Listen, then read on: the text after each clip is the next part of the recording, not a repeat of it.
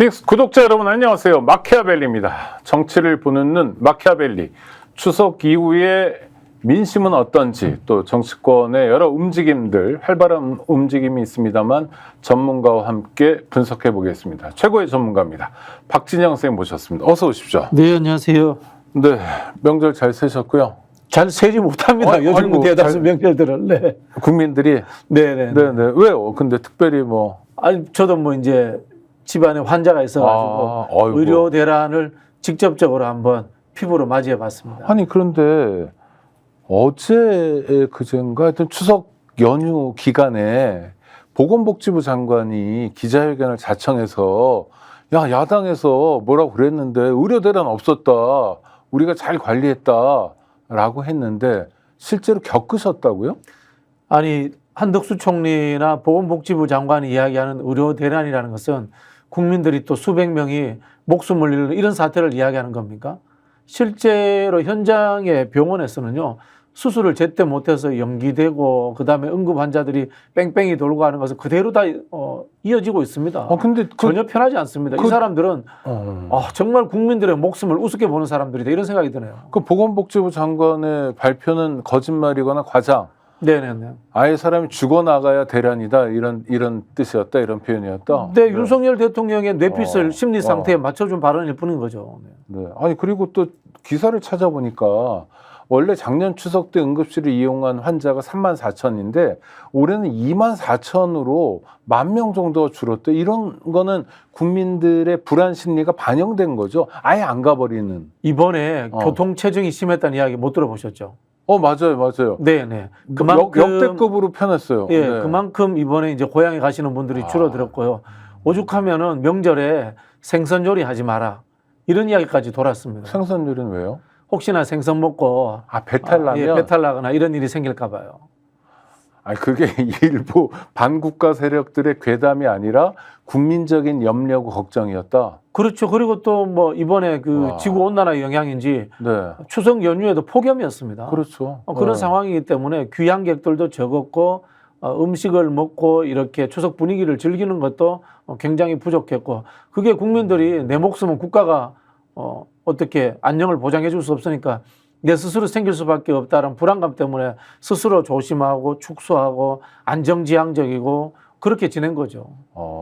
그렇군요. 지금 박 선생님 말씀 따라가 보니까 저도 산소를 갔다 오는데 네. 역대급으로 빨리 갔다 왔어요. 그래서 네, 무슨 일인가 했더니 아예 길에 안 나서시는 분들이 많았다. 네. 그러면 국민들이 다른 일상생활도 아니고요.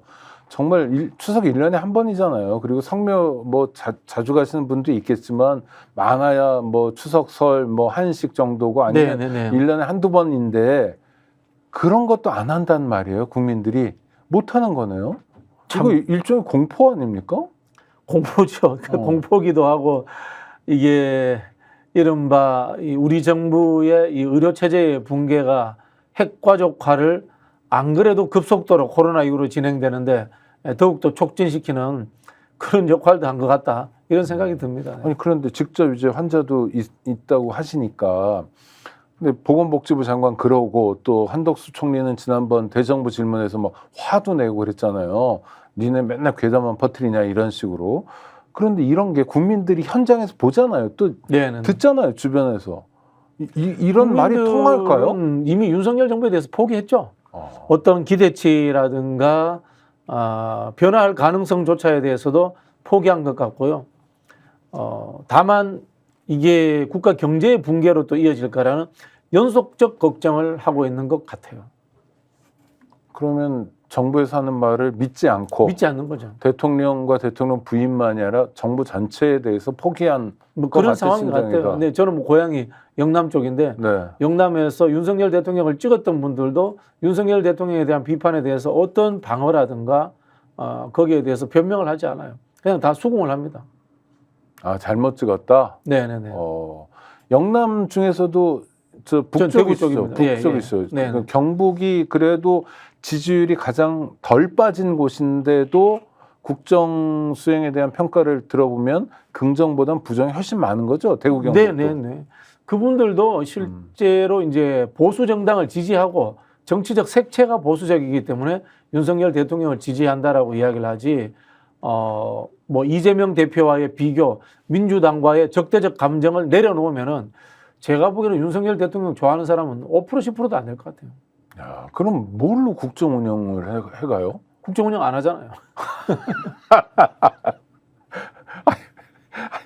그 듣고 보니 말씀 맞는데 네네네. 그럼 문제잖아요. 그러니까 이런 게 일상이 무너지고 있는 게 네네. 국민들의 삶이 무너지는 거잖아요. 대한민국 역사상 이런 정부는 없었습니다. 독재자들조차도 독재적 방식으로 정부를 운영을 했어요. 목표가 있었어요. 하물며 이승만 정권은 뭐 북진 통일도 한다고 하고, 박정희 정권은 경제개발이라도 한다고 하고, 전두환 정권은 뭐 정말 극단적인 학살자 정권입니다만은 3조 호황에 맞춰서 경기라도 살려서 그것만으로라도 국민들에게 인정을 받겠다. 그런 정책을 폈는데 이 정부는 정책에 대한 최소한의 이해도도 없고 하려는 의지도 없는 정부인 것 같아요. 한 이해도 없고 의지도 없는 사람이 왜 대통령 자리에 머물러 있는 겁니까?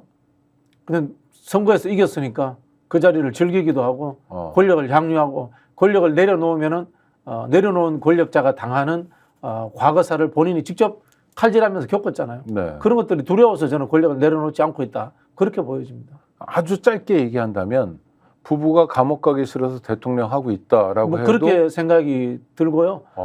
검찰총장이 되고 하는 과정들도 똑같은 거 아닐까요? 도이치모터스 주가 조작 의혹에 공범자들의 2심 선고가 나오는 것을 보면은 이미 서울중앙지검장, 그 전에 고위직 검사 시절부터 이건 문제가 있었던 거지 않습니까? 그런 사람이 서울중앙지검장이 되고 검찰총장이 되고 대통령이 되는 이 과정 자체가 저는 길 자체가 잘못된 길들이었다라는 저 역시 후회가 됩니다. 검찰에서 하여튼 막고 틀어 막았는데도 안 됐고 도이치모터스 주가 조장은 일부 공범만 이제 기소되고 형사처벌을 받는 거잖아요. 네네. 그러면 그냥 막연한 의문이지만 김건희 씨가 주가 조작에도 연루될 정도고 굉장히 씩씩한 다운표 치고 이런 사람인데 그런 일만 했을까 하는 의혹이 있을 수도 있겠네요. 그런 이야기 하지 않습니까? 뭐 주가 조작하는 사람이 한 번 하고 걸리겠어요? 그러니까요. 예, 교통신호 위반하는 사람이 한 번 하고 걸리겠어요? 여러 번 하다가 걸리는 거 아닙니까? 똑같은 거겠죠. 근데 그런 줄 알고 결혼했다라고 봐야 되고, 그것을 알면서도 이 무마에 왔다라고 의심이 생길 수밖에 없는 거죠. 그러니까 추석 민심은 뭡니까 지금? 하여튼 직접 만나보시고 특히 해도 너무한다. 이게 민심인 것 같아요. 특히 김건희 씨에 대한 민심은 이미 포기 단계. 네, 그런 것 같아요. 그런데 국민들 입장에서도 좀 답답한 게 현안이 많잖아요. 네. 뭐 말씀하신 기후 위기 뭐 대응 없다, 뭐 물가 너무 뭐 엄청나게 올랐다, 임금이 줄었다, 실질 임금이 거기다가 김건희 씨 관련 비리나 뭐 특검 해야 된다 이런 것도 있고 의료 대란도 있고 이렇게 현안이 많은데도 국민들이 그걸 다 쫓아가면서 해도 너무한다 이렇게 판단을 내리는 상황인가요? 그렇죠. 국가 위기의 근원은 윤석열, 김건희 두 사람이라고 이제는 다 좁혀져 있어요. 다만 이런 정권을 계속 끌고 갈 것이냐, 끌어내릴 것인가 하는 문제, 그리고 법률 제도적인 측면에서 국회가 이것을 어떻게 해결할 수 있느냐 하는 문제, 여기에 이제 귀결되어 있는 거죠. 그러면 김민석 더불어민주당 최고위원이 심리적으로는 정권 교체 와 다를 바 없다. 그러니까 이 정권 끝났다. 이런 민심이다라고 이야기하던데 추석 연휴 말미에요. 우리 박진영 교수님도 그렇게 100% 동의하고요. 근데 법률적 권한을 가진 헌법기관으로서의 국회의원이 그렇게 저처럼 평론하고 끝나면 안 되죠. 행동으로 옮겨주셔야죠. 그 김민석 의원이라는 한 사람에게 최소한 지역구에 15만 명, 16만 명의 유권자의 이 대리된 의견이 모여 있지 않습니까? 네. 그럼 그걸 가지고 실천을 해주셔야죠. 그 방법을 찾아내셔야죠.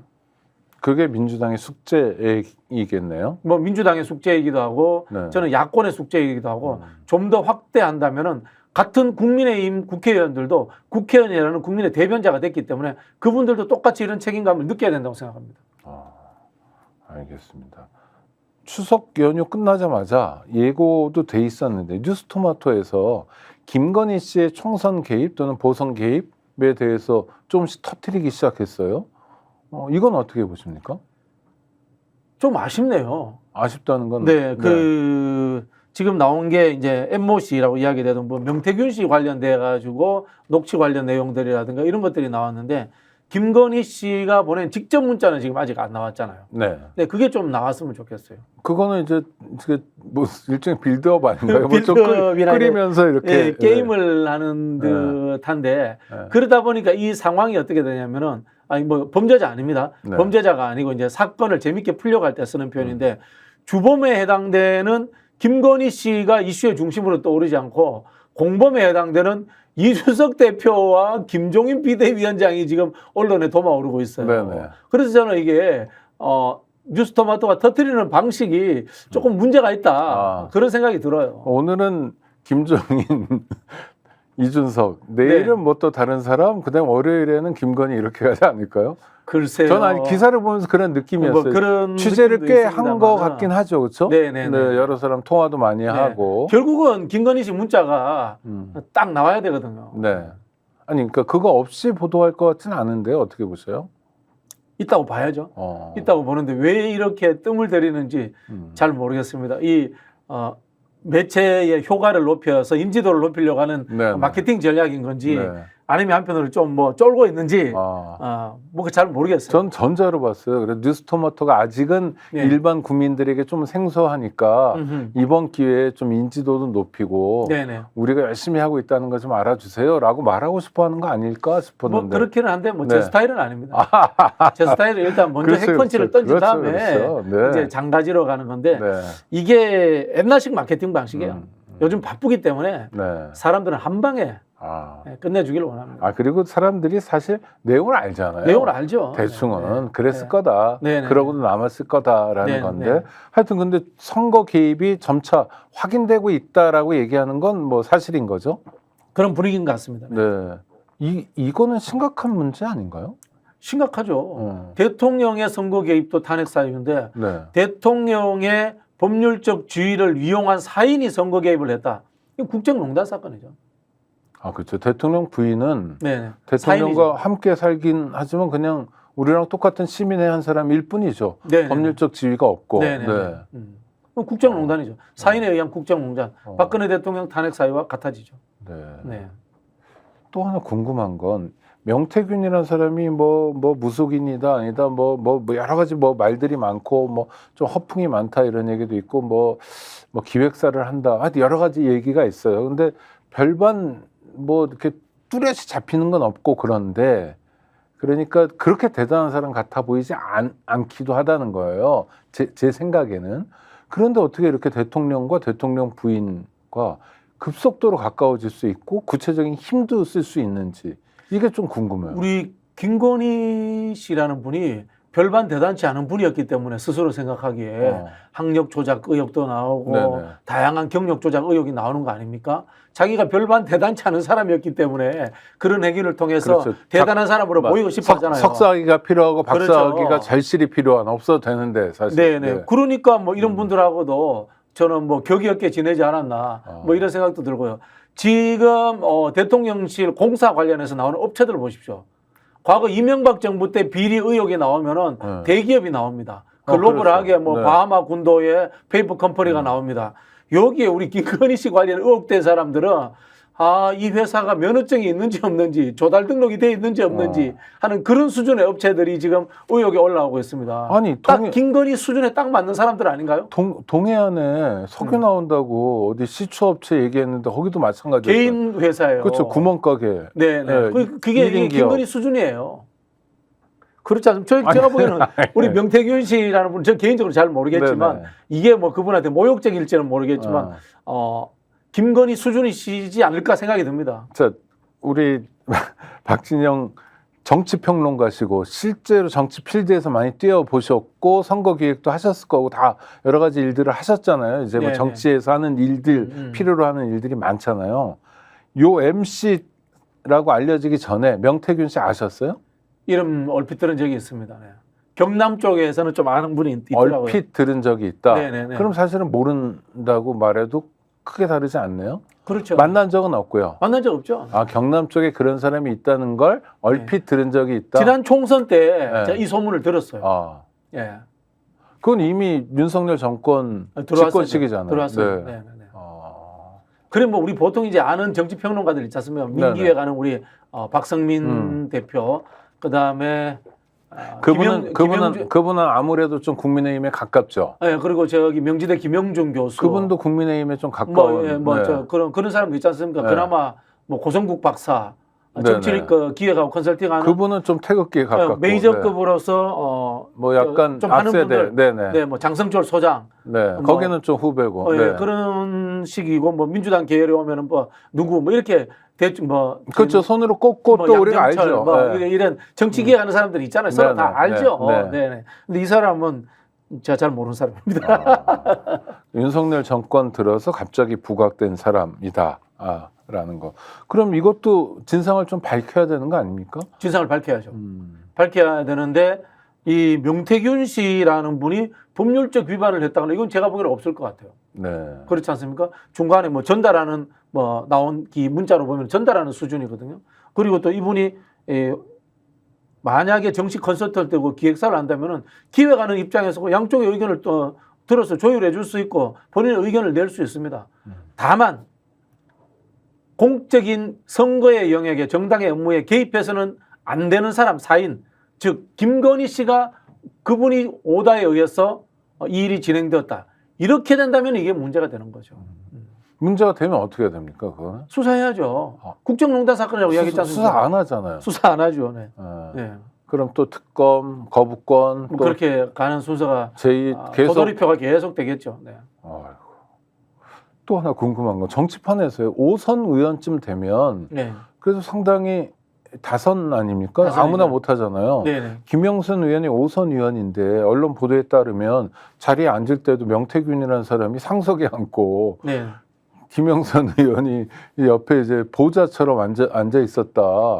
기세가 등등했다고 그러는데 이게 가능한 일인가요? 사실관계는 제가 확인해 할 수가 아니 없고 언론 보도가 사실이라 치면 추론하자면은 네. 공천 준 사람. 원래 정치의 계보가 뭡니까? 보통 계보 정치 이런 게 아니라 계보 보스 이런 이야기 하지 않습니까? 박진영계는 박진영 때문에 국회의원 된 사람들의 모임. 그렇죠. 아니면 네. 박진영한테 선거 잡음을 받은 사람들의 모임. 네. 이게 이제 과거 구태 정치의 계보 정치거든요. 네네. 그러면은 상속이 안 된 거죠. 우리 저기 영화라든가 일본이 전형적인 파벌 정치지 않습니까? 네네네. 파벌의 보수는 은퇴하더라도 공천권과 그 다음에 이 정치적인 자금을 가지고 후배 현역 정치인들을 지배하잖아요. 그리고 아들이 하기도 하고. 아들이 하고요. 그게 이제 보수가 되는 거예요. 그 보수가 상속이 안 고이즈미계, 되는 거죠. 아베계 뭐 이런 거. 그렇죠. 보수가 상속이 안 되는 거죠. 공천 준 사람이 상속이 안 되는 거죠. 뭐 제 추론입니다. 네네. 아니 그래서 그것 때문에 의아하다 뭐 이런 얘기도. 그러면은 명태균 씨가 이른바 김건희 씨와 훨씬 더 가까웠나? 뭐 이렇게 우리가 또 의심해 볼 수 있는 거죠. 네. 근데 하여튼 문제는 밝혀야 되잖아요. 수사도 안 하고 특검도 안 되고 이럴 때 돌파구는 뭡니까? 특히 국회 차원에서 돌파구. 국정조사밖에 없죠. 국정조사. 네네. 네. 국정조사가 만능입니다, 사실은. 네. 어떻게 하느냐에 따라서 굉장히 쓸모있는 도구도 되는군요. 그렇죠. 이 사건은 사실은 쉽지 않아요. 왜냐하면 이분들이 사인이에요. 사인이기 때문에 국정조사를 하더라도 이 출석 요구와 그 다음에 이것을 거부하는 과정들 그리고 이제 이분들이 자료 제출할 것도 없을 것이고 그런 부분들에서 좀 만만치 않은 측면이 있죠. 그러나 지난 박근혜 국정조사 때 보면 노승일 씨라든가 제가 기억나기로 고영태 씨 이제 뭐 주변 분들 차승택 네, 하여튼 이런 분들 국회에 불려 나왔어요. 네네. 불려 나오기도 했고 뭐 나름대로 거기에서 어느 정도 진실을 밝히기도 했거든요. 이건 사실은 국회의원의 능력의 문제하고도 연결되어 있습니다. 네. 그 당시 제가 뭐 안민석 의원 늘 칭찬하잖아요. 안민석 의원이 남들이 안 하는 이 정유라 씨 관련되는 일들을 몇 년 동안 추적해가지고 그런 성과를 낸 것 아니겠습니까? 탐정하듯이 해야 되는 거거든요. 수박 그달 따듯이 호통치고 뭐 있지 않습니까? 왜 그렇게 했어요? 이것만으로 되는 게 아니거든요. 그 당시 안민석 의원 보면은 택시 타고 현장까지 찾아갑니다. 찾아가고 뭐 산속에도 가고요. 그럼 뭐 그 비서진도 굉장히 고생을 했겠네요. 비서진보다 본인이 직접 다 하더라고요. 그래요? 네네. 근데 그 조사 역량이 의원실에 다들 있습니까?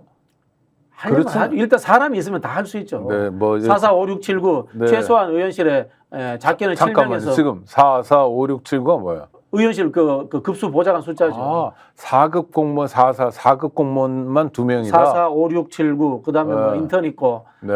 뭐 이렇게 해서 한 9명 되잖아요. 후원회까지 쓰면은. 네. 그 인원 가지고 뭐예요? 쓸데없이 운전시키고 지역구 관리하지 말고 이런 데 쓰면 되죠. 미행이라도 붙이겠다. 그 예를 들어서 경찰에서 수사 잘하던 사람 같은 경우에 은퇴하면 스카우트 해오기도 스카우트 하고. 하면 되죠. 예. 네, 안민석 의원이 그렇게 했어요. 안민석 의원이 실제로요? 전직 수사관한테 네. 도움도 받았어요. 네. 네. 네. 그러면 성과가 나올 거 아니에요. 네네네. 수사하는 법이 있을 테니까. 네네. 국회에서 그런 역할을 해주기를 한번 기대해 보고요. 자, 민심이 이제 하여튼 추석 민심이 이렇다. 정말 지긋지긋하다. 지긋지긋하죠. 하나도 기댈 게 없다 그러더라도 구슬이 서말이라도 깨어야 보배잖아요. 근데 네네. 총선 때 그걸 한번 깬 거 아닙니까? 우리 국민들이. 네네네. 근데 몇 석 차이로 안 돼가지고 이제 지금 같은 지지부진한 상태인데 또 민심이 드러나는 게 10월 16일 재보선 때 아닙니까? 네네네. 일단 지역에 이제 군수 선거들이 몇 개가 주목되는 게 있는 거. 부산 금정 같은 게 구청장 선거도 있고, 그다음에 서울시 교육감 선거도 있는. 스픽스에서도 지금 교육감 후보들을 연쇄 인터뷰를 하고 있는데 네. 의미를 좀 분석해 주시겠어요? 오늘 아침에 제가 이제 교육감 단일화 하는 단체의 대표님하고 같이 뵀어요. 토론을 잠깐 했는데 간단하게 결론 내리시더라고요. 윤석열 정부 교육정책 탄핵. 이게 이 서울시 교육감 선거의 목표다라고 이야기하시더라고요. 정확하게 말씀하신 겁니다. 수도권에서 윤석열 정부의 탄핵의 단초를 교육감 선거서부터 꿰가는 것. 이것이 10월 16일 보궐선거의 목표가 되어야 되고요. 하나 덧붙이자면은 기초단체장 선거는 관심 좀 꺼주십사. 정당에서 조금 줄여주십사라는 부탁드리고 싶어요. 그건 어떤 의미이세요? 거기는 그야말로 정치인들의 선거판이잖아요.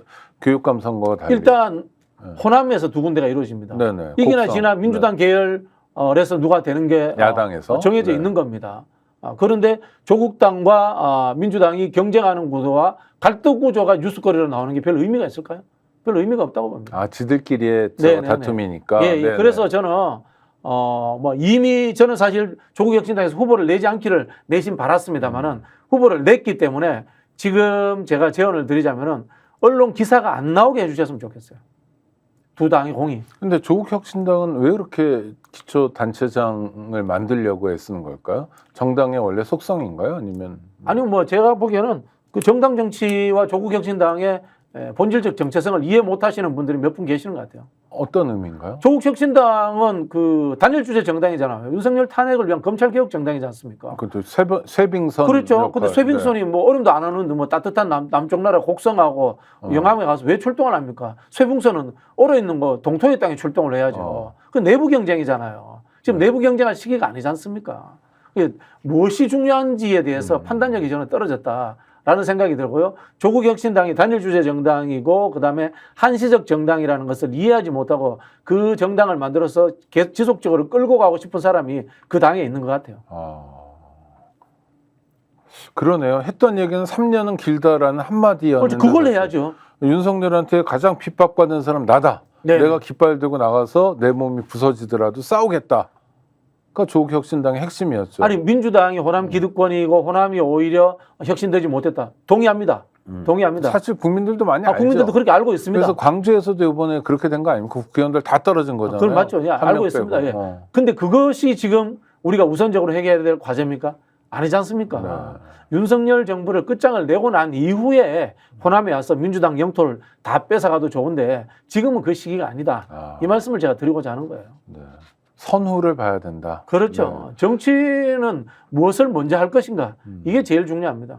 그게 정치인의 그릇을 보는 굉장히 중요한 판단 기준이겠네요. 저 그렇죠. 정치인이 뭐를 앞세우나. 그러니까 사적인 것도 사실 있죠. 다. 정당도 그렇고 자기 일속도 챙기고 개인도. 그런데 당연하죠. 앞에 뭐를 두느냐. 이준석 대표 그 이야기가 좀 선당무사하는 사람 단 한 명도 보지 못했다. 저 동의합니다. 네. 하물며 저는 이 정치적 욕심이 없는 대표적인 분으로 꼽는 문재인 대통령조차도 사심이 51%라고 생각합니다. 사람은 다 그렇습니다. 없어 보일 뿐이다 뭐 이런 거죠. 아니 포션의 문제죠. 사심이 99%인 사람이고 네. 51%인 사람이 있는데 사심이 49%인 정치인은 저는 전 세계에 단 한 명도 없다고 봅니다. 사심은 무조건 51%입니다. 네. 최소한. 그렇죠. 사심이 작으면 아예 정치를 안 하겠죠. 그렇죠. 안 하죠. 네. 알겠습니다. 금정구도 의미가 없습니까? 의미를 부여하지 않았으면 좋겠습니다. 왜냐하면은 선거의 결과에 대해서 장담할 수 없기 때문에 네네. 저는 이런 것이 전략적 선택이라고 생각합니다.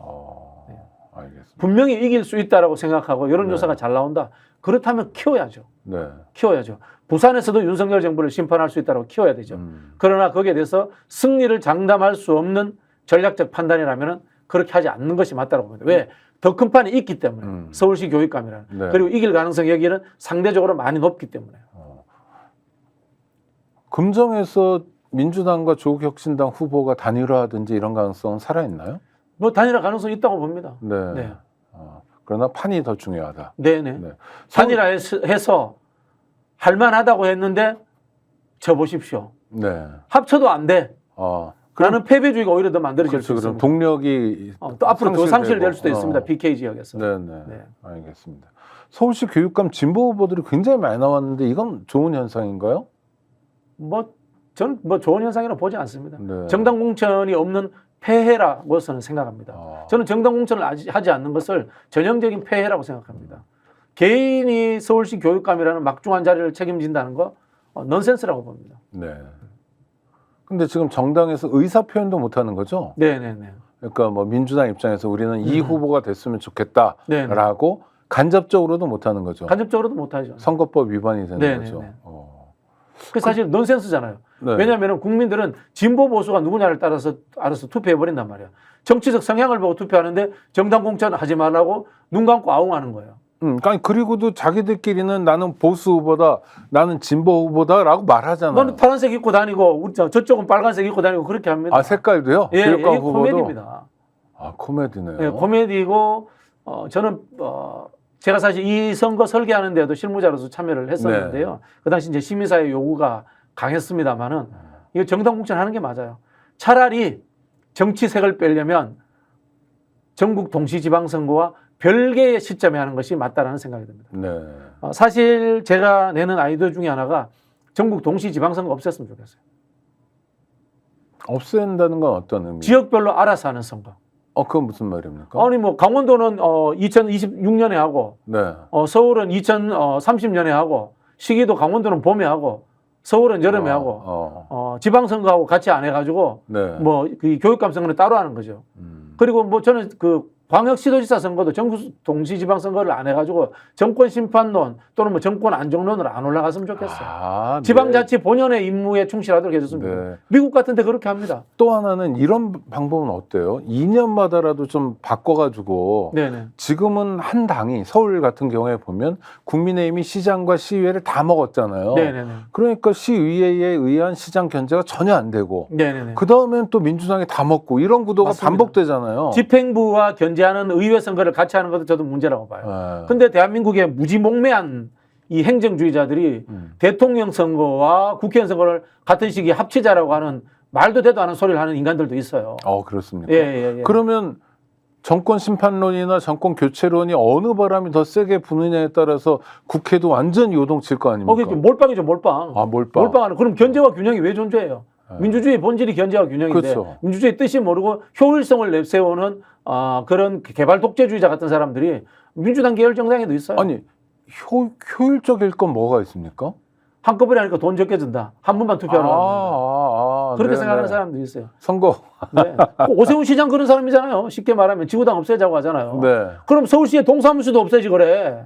서울시의 그 교통도 좋은데 전부 다 서울시청에 와서 서류 뗄 거 다 떼면 되지. 그 생각은 똑같은 거예요. 아니 풀뿌리 민주주의가 필요한 거고 네. 그다음에 지역의 자치 공동체가 필요하니까 동사무소도 있고 주민자치위원회도 있는 거지 않습니까? 제가 여쭤볼게요. 그럼 지구당 말씀을 하셨으니까 네. 추석 연휴 끝나고 첫날에 한국일보 일면톱이 그거였어요. 지구당 부활을 이야기하는 이재명 한동훈이 있고 네. 반대하는 오세훈이 있다. 뭐 이런 식의 구도였어요. 조국도 있고. 그래서 이 부활하자는 쪽은 좀 구시대적 구닥다리처럼 보이고 부활 안 된다고 하는 사람들은 좀 뭐 투명한 부패하지 않은 세력처럼 보이는 구도가 있어요 지금. 더 극단적으로 이야기하면 서울시장 뭐하러 뽑아요? 옛날처럼 관선을 해서 중앙정부에서 내려꽂으면 되지. 선거도 해야 되고 귀찮고 선거 비용도 많이 쓰이는 게 다 국민의 열세인데 네. 그런 식으로 확대되는 이야기인 겁니다 이게. 아니 근데 지구당을 왜 없앴죠 그때? 그 당시에는 이제 그 돈 먹는 하마라고 해가지고 우리가 2002년 대선 때 차떼기 사건도 있었지 않습니까? 금권 선거가 횡행하니까 지구당이 비리에 온상이다 이렇게 해서 없앴죠. 네. 그 당시에 한시적으로 없애는 것은 의미가 있었다고 생각을 합니다. 이 민주주의 발전 과정에서 민주주의 발전 과정은 아니고요. 네. 한국 사회의 이 금권 정치의 특수한 상황 탓이라고 봅니다. 네. 원래 지구당을 없애면 안 돼요. 풀뿌리 민주주의고 민주주의라는 것이 밑에서부터 차곡차곡 쌓아 올라야 되는데 네. 위에서부터 거꾸로 내려가는 그런 정치는 맞지 않잖아요. 네. 지구당이 없으니까 어떡합니까? 경선 안 하죠? 중앙당에서 내리꼽는 거 아닙니까? 그렇지 않습니까? 그게 민주주의가 아니잖아요. 그러니까 지금 지구당 대신 지역위원회가 있는데 차이가 큽니까? 비법률적 기구죠. 비법률적 기구이기 때문에 이거 뭐 털려고 하면은 법률적으로 다 문제가 되는 거고요. 네. 풀뿌리 민주주의부터 법률적인 구성 요건을 갖추지 않으면은 위에 상층부를 구성 요건을 갖춘다는 게 말이 안 되죠. 민주주의 일반 원칙에 어긋나는 겁니다. 민주주의는 뭡니까? 아래로부터 위로지 않습니까? 네. 그러면 예를 들어서 지구당이 부활했다. 네. 그럼 정치 변화가 뭐가 있어요? 일단 당장 국민들이 바로 중앙당에 안 가고 지구당 가서 항의하면 되죠. 옛날에 많이 그랬어요. 그렇죠. 지구당. 지구당 앞에 가서 항의하면 되죠. 그리고 지구당 가서 지역위원장한테 민원이라든가 지역 내에 어떤 문제점들을 토론하고 그다음에 항의하고 해결할 수 있죠. 맞아요. 옛날에 그래서 지구당 사무국장이 네네. 여야 일당의 사무국장들은 굉장히 바빴던 것 같아요. 민원도 네네. 많이 하고 네네. 그렇죠. 국회의원이 다 들을 수 없고 어디는 국회의원이 아닌 데도 있고 그러니까 우리가 교육 사업도 하고 그럽니까? 교육 활동? 교육 활동은 지구당 이제 차원에서 해야 되는데 네. 문제가 뭐냐면은 대한민국의 황당무계한 포괄구조 중에 하나인 선관위가 그걸 독점하고 있어요. 민주시민교육을 법률적으로 독점하고 네네. 있어요. 그렇죠. 선관위 해체해야 된다고 주장하는 사람이에요. 선관위가 정당의 역할을 빼앗아서 지금 하고 있는 게 대한민국이에요. 네. 보통 선관위라고 하면은 위원회 구조이기 때문에 선거가 있을 때 위원들이 구성해서 역할만 하고 공무원들 파견받아서 하면 되잖아요. 우리나라는 헌법기구예요. 일상적으로 선관위가 선거 관리를 한다고 하니까 일상적으로 할 일이 없잖아요. 네. 선거가 없으니까 뭐 하냐면은 민주시민교육하고 그다음에 일상적 정치활동을 규제하는 역할들을 선관위가 해요. 사전선거운동이라는 게 자체도 웃기는 이야기예요. 네. 일상적으로 정치운동은 정치활동을 해야죠.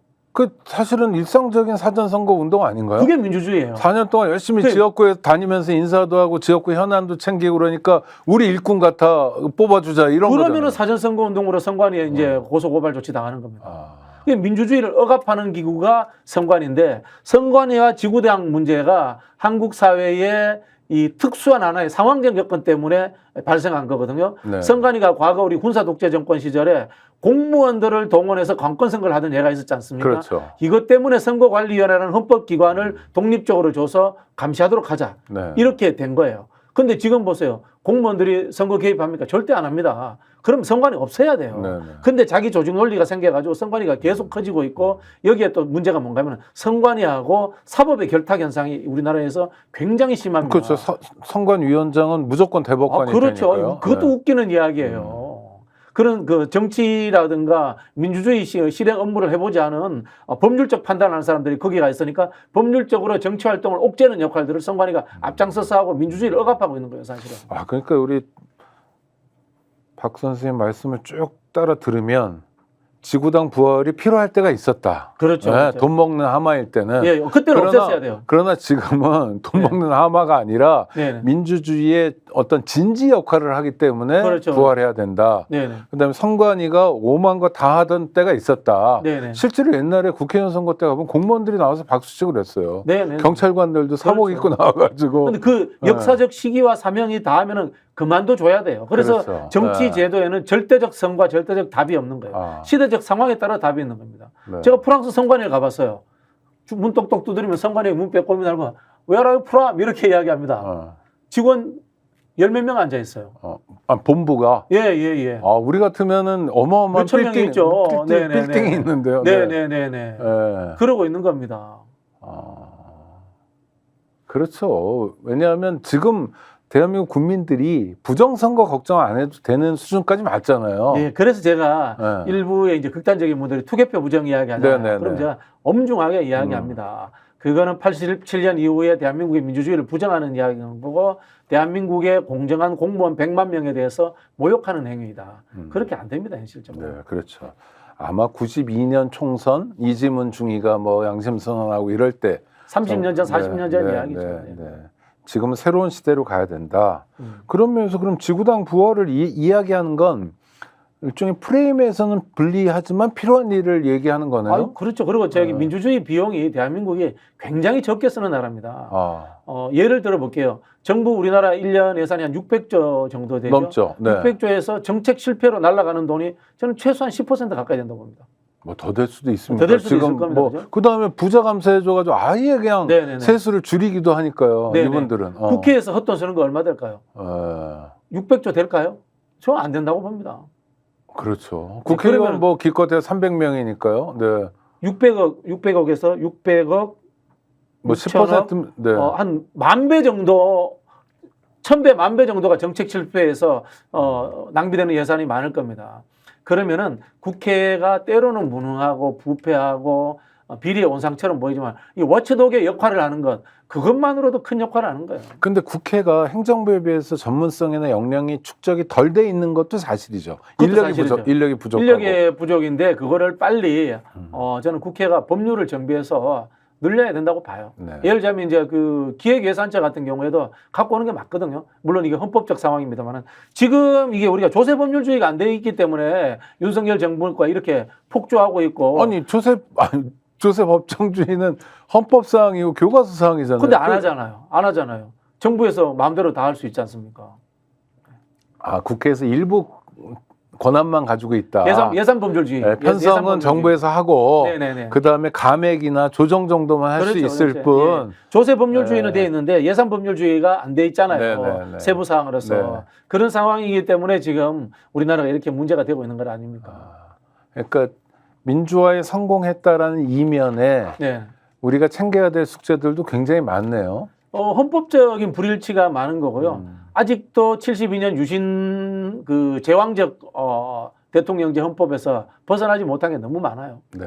뭐 실제로 국회가 가져야 될 감사권도 못 가지고 있고요. 그렇죠. 예산 편성권도 못 가지고 있고요. 폐쇄적 입법권도 가지고 있는 게 아니잖아요. 행정부가 입법권 더 갖고 있고 행정부의 입법이 더 많잖아요. 네. 그리고 행정부에서 통과시키고 싶은 법률을 국회의원들한테 토스해서 네 이름으로 해라고도 한다며요. 많은 경우에. 그렇죠. 지금 사실 저는 정쟁의 원인이 어디에 있냐면은 저는 이게 살짝 의원 내각제적 요소를 갖고 있는 국무위원 제도 때문이라고 봐요. 네. 차라리 미국처럼 완벽하게 갈라지는 상황이면은 여야를 막론하고 이 정도 엉터리 정부가 들어오면 견제할 거예요. 뭐 대통령이 정당에 개입할 수 있고 그다음에 당정협의회라는 형태로서 여야가 늘 조율하고 거기에서 예산 딜도 이루어지고 그리고 또 좀 더 나가면은 대통령 눈에 띄면은 국회의원이 장관이 되고 이런 구조기 때문에 대통령한테 줄 서고 눈치 보는 거 아닌가요? 저는 좀 더 건조한 순수한 미국식 대통령제가 오히려 상권 분립에 좀 더 맞지 않나 이런 생각도 해봅니다. 네. 우리 제도에 대한 고민도 필요하다 이런 거고. 이거 사실 배우는 게 많아서 시간을 많이 보내긴 했는데 그래도 이건 꼭 여쭤봐야 되는데 대통령 부부가 또 해외 순방에 나갔습니다. 19번째 해외 순방 체코. 어떤 의미인가요? 까를교에 해가 진녘에 이렇게 데이트를 하면 굉장히 좋습니다. 아마 그거 보러 갔다라고 생각합니다. 세계적인 관광지입니다. 또 뭐가 있냐면 이제 비틀즈 노래를 체코에서 민주화 운동 당시에 틀었던 벽이 있습니다. 유럽의 모든 청년들이 놀러 옵니다. 아마 그거 보러 갔을 거라고 봅니다. 밤에 개 데리고 두 분이 산책하지 않을까 예측합니다. 뭐 하는 거는 무슨 원전 얘기도 하고 뭐 그러는데 저는 체코 원전 수상하다라고 봅니다. 네. 김정호 의원이 질의를 했습니다. 체코가 원전을 건설할 돈이 없어서 60억 달러를 EU로부터 대출을 받았다. 그리고 한국 정부에서 수출입은행과 무역보험공사를 통해 가지고 체코에 지원해줄 가능성이 있다라는 첩보가 있다라는 이야기를 민주당 김정호 의원이 질의를 했습니다. 자, 이게 사실이라면은 정부에서 뭐라고 답합니까? 거기에 대해서 너무 나쁘게만 보지 말라라고 이야기하지 명확하게 답변을 하진 않았습니다. 산업부 장관이. 나쁘게 보지 말라는 건 시인한 거네요, 사실상. 근데 요거는 또 알 수 없는 게요. 무역보험공사와 수출입은행이 제가 기재부 소관인지 산업부 소관인지 명확치 않습니다. 명확치 않은 상황인데 자, 그러면 이렇게 이거 황당무계한 가설입니다. 다 제 이야기를 다 믿지는 마십시오. 왜냐하면 저도 확인을 할 수 없으니까. 체코에 돈 빌려주고 네. 우리가 빌려준 돈으로 원전 수주해 이렇게 될 수도 있는 겁니다. 네. 네. 그리고 이자도 굉장히 적게 받으면서. 그럴 수도 있는 거죠. 네. 자, 거기에 또 나오는 이야기가 뭔가 하면요. 체코 원전에 24조를 우리가 벌 수 있다고 하는데 24조라는 것은 체코라는 나라에서 책정한 원전 건설 총 비용입니다. 그게 다 우리나라에 온다는 것은 전혀 근거 없는 이야기입니다. 여기에서 건설 비용은 40% 정도입니다. 네. 그러면 10조 정도 된다고 봐야 되겠죠? 10조 정도 되는데요. 여기에 미국의 웨스팅하우스라는 우리나라의 원전 관련 원천 기술을 가지고 있는 회사가 있습니다. 네네. 여기에서 미국의 법무부를 통해 가지고 미국의 국내법에 적용되겠죠. 우리나라의 원전 수출에 대해서 태클을 걸고 있습니다. 그렇죠. 지재권 가지고. 네, 그렇죠. 지식재산권 가지고 이제 태클을 걸고 있는데 만약에 이것이 지금 받아들인다면 여기서 지식재산권 문제로서 웨스팅하우스에 거의 뭐 제가 알기로는 20-30% 정도 떼줘야 되는 걸 알고 있어요. 뭐 그런 상황들이 된다고 칩시다. 그 문제도 해결해야 되는데 그 문제 해결도 안 하고 있거나 못 하고 있는 안 하고 거죠. 있거나 못 하고 있는 거죠. 자, 이런 상황이 되면은 실제로 24조라고 했는데 계산을 내보니까 한 기당 3조 7천억. 실제로는 한 7조 4천억 정도의 총 사업비가 될 가능성이 있다라고 김종호 의원이 밝혔습니다. 근데 이 금액이 이른바 중국이 외국에서 건설할 때 덤핑 치는 가격보다도 낮다는 거예요. 이 김종호 의원실 주장입니다. 네. 그러면 그 주장은 네. 윤석열 대통령이 외교 성과를 과장하기 위해서 정부기구 또는 준정부기구를 동원해서 별의별 짓을 다 했다 네. 또는 하고 있다. 그걸 보여주는 거다. 지금 저는 체코 그렇게 방문이. 생각합니다. 성과 부풀리기 의혹이 있다고 생각하고요. 여기 그래서 실제로 체코 가서 중요한 건 원전 수주가 아니라 산책이다. 까를교를 강아지 데리고 산책도 하고 맥주가 맛있습니다. 그렇습니까? 예, 맥주 마시러 가지 않았나 이런 또 추측되고요.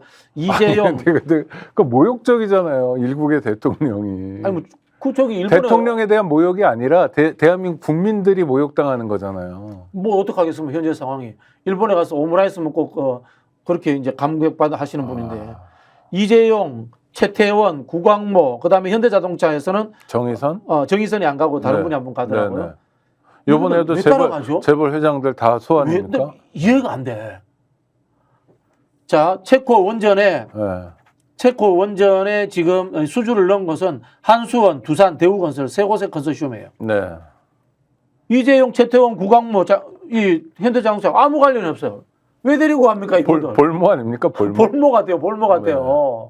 한전 사장에 나가면 되잖아요. 그렇죠. 네. 두산을 데리고 가든가 대우건설은 지금 어디로 넘어갔는가? 네. 뭐 잘 헷갈립니다만은 이 네 사람 왜 데리고 가요? 이 네 사람들 이제 선보여 주는 거야. 글로벌 기업 사장들 내가 데리고 다녀. 나를 믿어. 아니면 또 이분들 보고 술 따르라고 할 수도 있고 그 떡볶이 집 찾아다닐 수도 있고요. 참 기가 찹니다. 한마디로. 기가 찹니다. 기가 차네요. 하여튼 뭐 체코 원전 성공적으로 완수할 거다. 확신한다라는 거는 물론 대통령 방문이라는 건 그 전에 다 뭐 조율이 될 테니까요. 이런 식의 시나리오라면 이것도 역시 국회 숙제로 떨어지겠네요. 제가 짐작컨대 한국에서 체코에게 어떤 당근을 주지 않으면은 체코가 이 원전을 갖고 가야 될 이유가 없어요. 네. 당근이라는 게 앞서 김종호 의원이 주장했던 수출입원이니까 무역보험공사를 또한 재정적 지원 중국 또는 덤핑가보다 완전 더 덤핑 낮은? 가격으로 떨어뜨리는 거. 왜냐면요. 체코가 EU입니다. 나토입니다. 그렇죠. 이게 원전이라는 것이 경제적인 부분이 있고 그다음에 군사적 부분이 같이 포함되어 있지 않습니까? 네. 경제적인 부분은 EU에 포함되어 있기 때문에 EU에서 제일 잘 나가는 원전 수출 국가는 프랑스예요. 그렇지 않습니까? 네. 그리고 나토입니다. 나토는 뭡니까? 결국은 미국의 영향력이 군사적 영향력이 작동하고 있다는 겁니다. 이런 상황에서 한국의 원전을 수주하겠다고 했다면 뭔가 의심의 눈초리로 저희가 볼 수밖에 없는 거예요. 근데 원전이요, 이 핵발전이고 사실 여기 폐기물을 아직도 인류가 처리할 기술을 만들지 못하고 있는 상태인데 그래서 이제 탈원전 또는 뭐 원전 문제를 해결해 나가자가 문재인 정부의 어떤 하나의 국정 기조였잖아요. 윤석열 정권은 왜 이렇게 대놓고 거꾸로 가는 거죠? 문재인 정부가 네. 탈원전 했으니까 그냥 청개구리처럼 반대로 하는 거예요. 지금 제가 보니까요, 촛불혁명 이후에 대한민국에 보수가 없어요. 네. 보수 정체성이 없어지고 대신 그 흐름들 속에는 민주당과 민주진보 계열에 대한 증오감이 남아있어요. 그렇다 보니까 저 사람들에게 대해서 반대로 가야지라는 것이 내 정체성이라고 생각하는 사람들이 많은 것 같아요. 제가 초반에 이야기했던 이렇게 윤석열을 싫어함에도 왜 그러면은 윤석열 지지도가 저 정도 나오느냐. 민주당 싫어했으라고 봅니다. 네. 아니 홍준표 씨가 추석 때 문재인 대통령 딸 관련 수사 가지고 네네. 이런 말을 했더라고요. 문재인이 감옥 가는 건 좋은 일인데, 네. 아 딸한테 용돈 몇 푼 주어진 거 가지고 수사하냐, 치사하게 뭐 이런 증오감의 표현이죠. 그렇죠. 증오감의 이건 더 조롱하는 거잖아요. 그렇죠. 더 증오감의 자극적으로. 표현이죠. 네, 네. 대구시장이어서 그런 겁니까? 아니면 차기 대권 주자여서 그런 겁니까? 둘 다입니까? 그게 보수의 흐름에 있는 분들의 인식인 것 같아요. 우리가 잘 되는 게 중요한 게 아니라 민주당이 집권하면 안 돼라는 거 있지 않습니까? 아니, 윤석열은 싫은데 윤석열을 쫓아내면은 민주당이 바로 집권할 것 같아. 홍준표 시장이 그런 이야기 대놓고 하잖아요. 근데 대구 경북에서는 통할지 모르지만 전국 선거에서는 안 앞으로 통하죠. 안 통하죠. 그러니까요. 네. 그러니까 이제 그들이 계속해서 협소화되고 있는 거죠. 네. 알겠습니다. 협소화의 길을 간다. 네. 그러니까 증오 때문에 앞을 제대로 못 보고 있는 상태라고 얘기해도 대충은 맞네요. 뭐 저는 그렇다고 봅니다. 박근혜 탄핵 뭐 등으로 인한 네, 증오. 박근혜 탄핵에 대한 증오. 그다음에 또 하나는 종북이라는 오해가 저는 포함되어 있다고 봅니다. 네. 네. 알겠습니다. 우리 박진영 선생님하고 말씀 나누다 보면 늘 시간이 금방 가가지고 벌써 끝내야 됩니다. 하여튼 네, 감사하고요. 구독자 여러분 함께 해주셔서 감사하고요. 구독, 좋아요로 함께 참여해 주시기 바라고 또 주변에도 좀 권해주시기 바랍니다. 스픽스의 마키아벨리 함께 보도록 권해주시고요. 저희는 또 다음 주에 뵙겠습니다. 오늘 고생하셨습니다. 감사합니다. 감사합니다.